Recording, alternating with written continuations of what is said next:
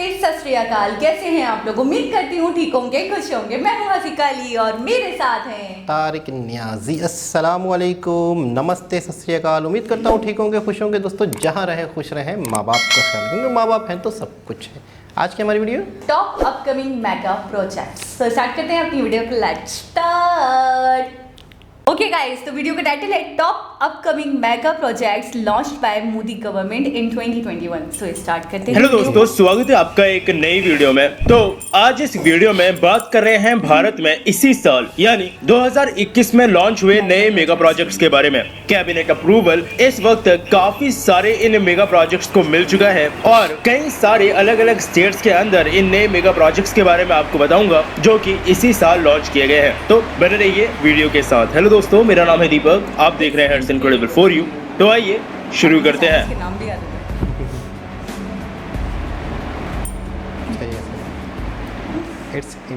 Number 1, Dhubri फुलबारी bridge.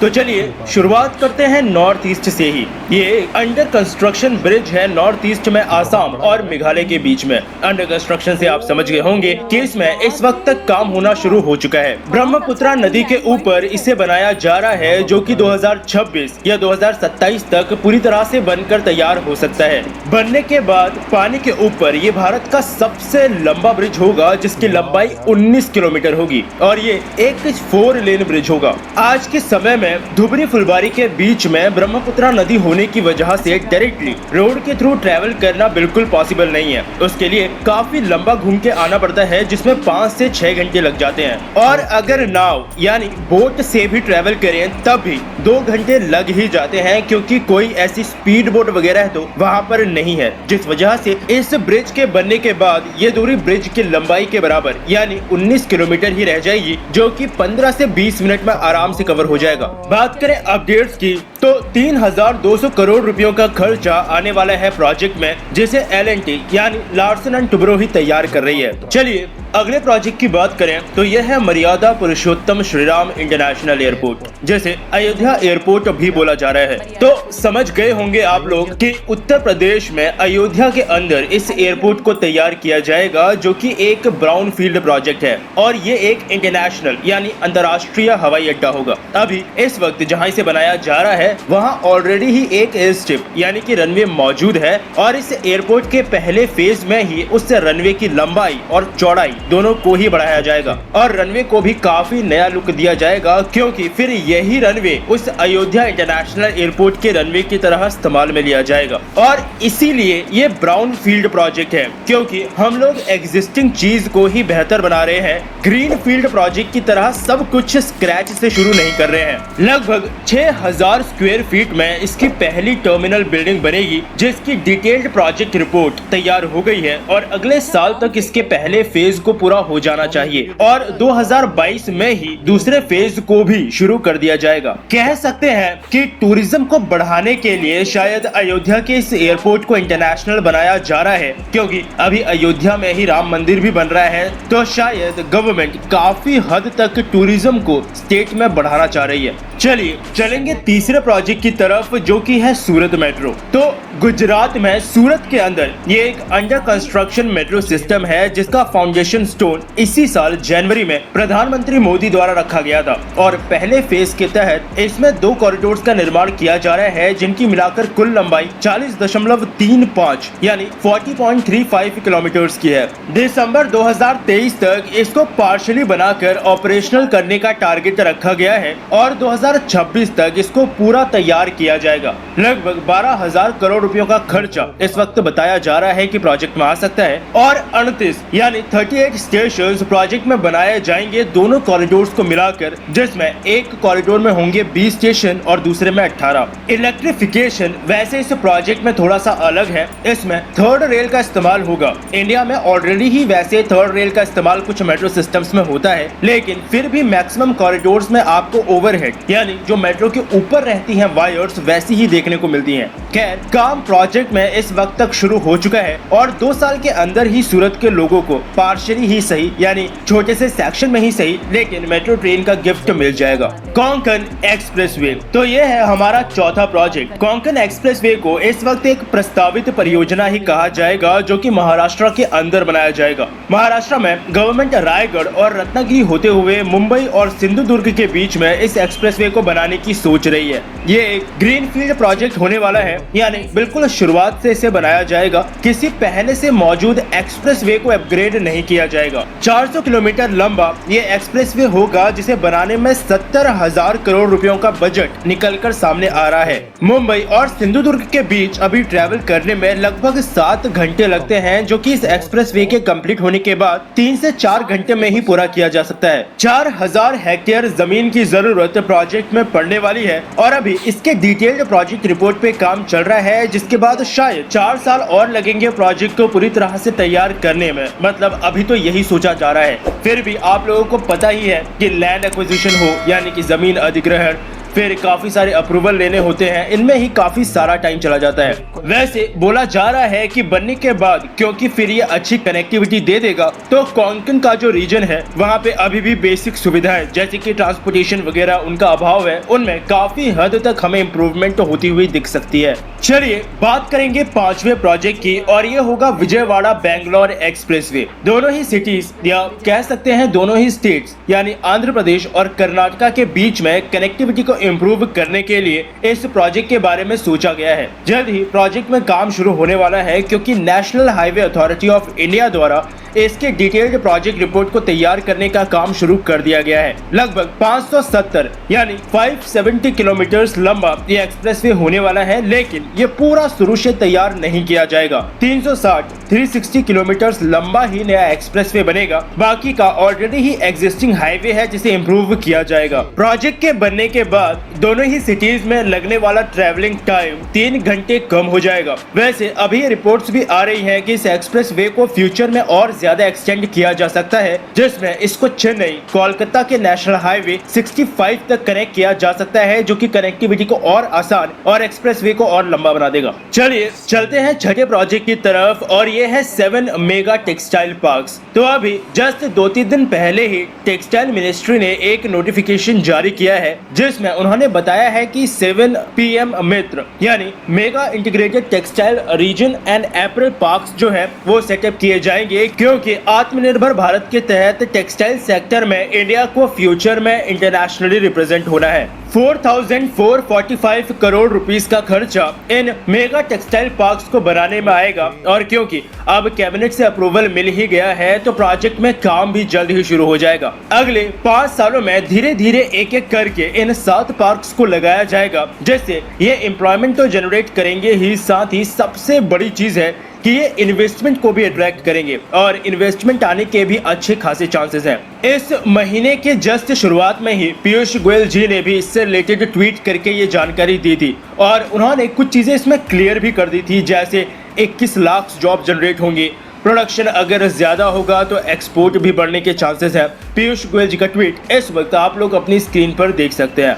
अब अगर बात करें 7वें प्रोजेक्ट की, तो ये है मेगा हेल्थ इंफ्रामिशन। इसी महीने करीबन 64,000 यानी 64,000 करोड़ रुपीस का ये मेगा हेल्थ मिशन और 9 नए मेडिकल कॉलेजेस प्रधानमंत्री मोदी ने लॉन्च किए हैं। लॉन्च करते वक्त वैसे उन्होंने पुरानी गवर्नमेंट को भी काफी क्रिटिसाइज किया कि ये बहुत पहले हो जाना चाहिए था, लेकिन खैर उसमें हम क्यों जाएं, ये तो पॉलिटिक्स है, दोनों तरफ से ही चलता रहता है। इस मिशन को बेसिकली इसलिए लॉन्च किया गया है ताकि जो एक काफी बड़ा गैप है आज भी हमारे हेल्थ केयर सेक्टर में, इसे कम किया जा सके। और पिछले साल जब से पैंडेमिक आया था, तो हेल्थ केयर को एक्चुअली में इंपॉर्टेंस देना बनता है, क्योंकि इंडिया के अलावा भी कई कंट्रीज ने इस पे अब लिटरली ध्यान देना शुरू कर दिया है। क्योंकि कहते हैं ना कि एक बारी जब प्रॉब्लम ज्यादा बढ़ जाती है, जैसे कि कोरोना के टाइम पे हुआ पिछले साल और इस साल भी, तब एक्चुअली में किसी भी चीज की, जैसे इस केस में हमारा हेल्थ केयर सिस्टम है, तो उसकी इंपॉर्टेंस पता चलती है। प्रधानमंत्री मोदी के अनुसार इस तरह के हेल्थ केयर मिशन आने वाले समय में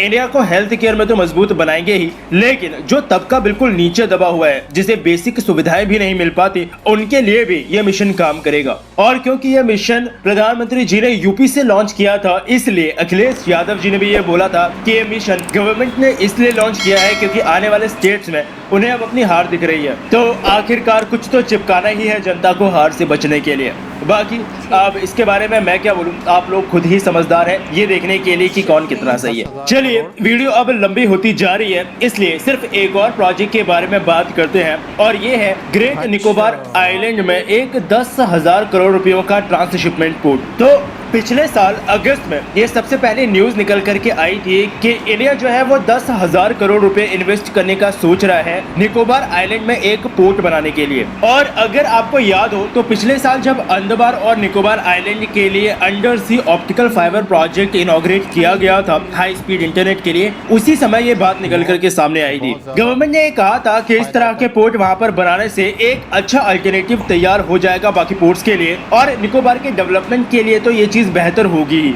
और इसी साल पिछले महीने यानी सितंबर में हिंदू बिजनेस लाइन ने ये रिपोर्टिंग की है कि गवर्नमेंट ने अब फाइनली उस प्रोजेक्ट पर काम करना शुरू कर दिया है। कंसल्टेंसी कंपनीज को इस वक्त उस प्रोजेक्ट के मास्टर प्लान को तैयार करने के लिए चुनना शुरू कर दिया गया है, और फिजिबिलिटी रिपोर्ट को भी तैयार करने का काम शुरू हो चुका है। इस वक्त भी इंडिया के करीबन 75% जो ट्रांसशिप्ड कंटेनर्स हैं उन्हें इंडिया के बाहर ही हैंडल किया जाता है, जैसे कि कोलंबो, सिंगापुर वगैरह। और इस तरह के पोर्ट्स बनने के बाद एक अल्टरनेटिव का काम करेंगे ही, साथ ही हमें जो पैसों का नुकसान होता है जो कि करीबन $200 मिलियन के आसपास है, क्योंकि हमें कार्गो को बाहर हैंडल कराना पड़ता है, उस पैसे की भी इंडिया में बचत होगी। तो ये थे कुछ प्रोजेक्ट जो कि इंडिया ने इसी साल यानी 2021 में ही शुरू किए हैं, और कुछ प्रोजेक्ट तो जस्ट 1-2 साल में ही बनकर तैयार भी हो जाएंगे। बाकी आप अगर इनके बारे में कुछ कहना चाहते हैं तो मुझे नीचे कमेंट सेक्शन में जरूर बताइएगा। तो बाकी इस वीडियो के लिए इतना ही, मिलता हूँ। क्या बात है, जबरदस्त, इतने सारे प्रोजेक्ट्स। इसमें से आपको कौन सा पता था? मुझे विजयवाड़ा वाला याद था, ठीक है, मैंने आपको बोला भी था। कोंकण वाला भी हमने सुना था, वो भी याद था मुझे, बिल्कुल। और सूरत की वो जो मेट्रो थी उसका हमें नहीं पता था।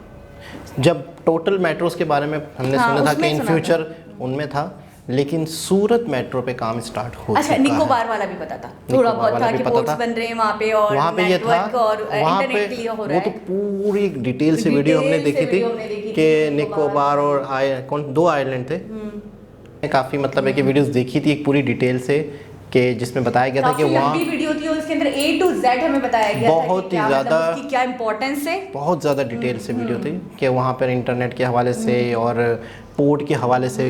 अच्छा, आपको पता है पोर्ट बहुत बड़ा प्रोजेक्ट होता है, और किसी जिस कंट्री के पास पोर्ट्स होती हैं वो कंट्री बहुत तरक्की करती है, नहीं आ रहे मतलब, क्योंकि रास्ते में। और ये जो अंडमान है, निकोबार जो 2 जजीरे हैं, ठीक है, आइलैंड्स हैं, ये तो वैसे ही पूरी दुनिया की जो तिजारत होती है ना, तो उसके रास्ते में पड़ते हैं। अच्छा, आपने सुना 200 मिलियन, बहुत बड़ी कॉस्ट पे काम, उसके ऊपर उसकी कॉस्ट आती है, तो वो बचत हो जाएगी। अगर बच जाएगी तो आप सोचिए कितना एडवांटेज लॉन्ग, ये यूँ समझ लें कि ये ज़िंदगी भर का प्रॉफिट होता है। यानी कि आप, ये कुछ ऐसे काम होते हैं जिनका 10 साल 20 साल वाला प्रॉफिट नहीं है, ये हमेशा के लिए उस कंट्री को कहाँ से कहाँ पहुँचा देते हैं। ये वो, यानी यूँ समझ लें, मैं आपको एक बहुत बड़ी बात बता रहा हूँ, ये वो प्रोजेक्ट्स हैं मोदी जी की गवर्नमेंट में कंप्लीट होते हैं, जो भी होते हैं, ये वो प्रोजेक्ट हैं जो 100 साल बाद भी लोग याद करेंगे कि ये मोदी जी ने बनाए थे, मोदी जी ने बनाया था, ये मोदी जी की गवर्नमेंट में होता है। ये वो प्रोजेक्ट हैं, यानी कि ये छोटे मोटे प्रोजेक्ट नहीं हैं, इनके बेनिफिट्स सदियों हैं। यानी आप ये कहना चाहते हो कि कोई भी मतलब प्राइम मिनिस्टर अगर ऐसे काम करवा दे इस तरह के, तो वो मतलब रहती दुनिया तक जिंदा रहेगा इन प्रोजेक्ट्स की वजह से। बिल्कुल, लोग उनको याद करते रहेंगे कि ये उनकी देन है, ये उनकी वजह से हुआ। 70-80 साल तक तो वो प्रोजेक्ट हिलने बार-बार तो बनते नहीं है, बिल्कुल एक ही वो होता है। इसके अलावा और कोई सबसे बेहतरीन और बड़ा निकोबार वाला भी हाईवे भी बहुत बड़ा था, हाईवे भी बहुत बड़ा था। सूरत 7 घंटे से 3 घंटे हो जाएंगे। सूरत की जो मेट्रो के बारे में बता रहे थे कि वो बहुत लॉन्ग डिस्टेंस तो नहीं दे रहे वो भी फिलहाल, लेकिन एक है कि एक नाम होगा कि हाँ भाई सूरत सिटी में भी एक बिल्कुल ऐसे ही है। मेट्रो ट्रेन आ चुकी है। आज अच्छा, मोदी जी की गवर्नमेंट में हमने ये नोट किया है कि मोदी जी की गवर्नमेंट में मतलब बड़े बड़े प्रोजेक्ट हो रहे हैं लॉन्ग लास्टिंग वाले जो अच्छा लाइफ टाइम के लिए दिख रहे हैं। अच्छा, एक ऐसे होता है कि बात हो रही है, प्लान बन रहे हैं, ऐसा नहीं है।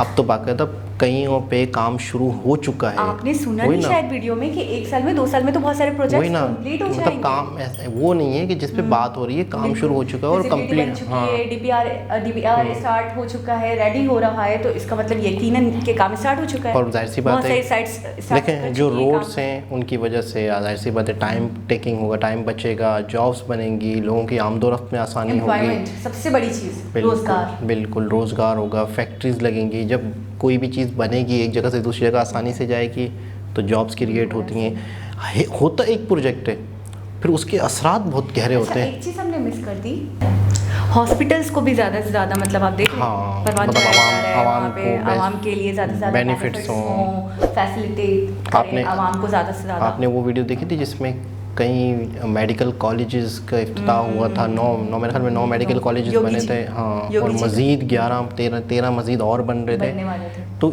मतलब अच्छा, इनकी ये चीज़ देखिए कि इनके जो प्रोजेक्ट्स हैं छोटे मोटे नहीं, बड़े बड़े बड़े बड़े, मतलब जिनको 10,000 करोड़ लग रहे हैं, 70,000 करोड़ लग रहे हैं, तो आप खुद बताएं क्या वो लंबे अरसे के लिए नहीं होंगे? मुझे तो ऐसा लगता है कि इन्होंने छोटा सा एक टाइम पीरियड रखा है कि इस टाइम पीरियड के अंदर हमें बहुत यहाँ कुछ तक कर पहुँचना जाना है, ठीक बहुत है, कुछ कर जाना है। ये टारगेट अचीव करना है, हमें यहाँ तक पहुँचना है और हमारे पास बस इतना टाइम है। बिल्कुल।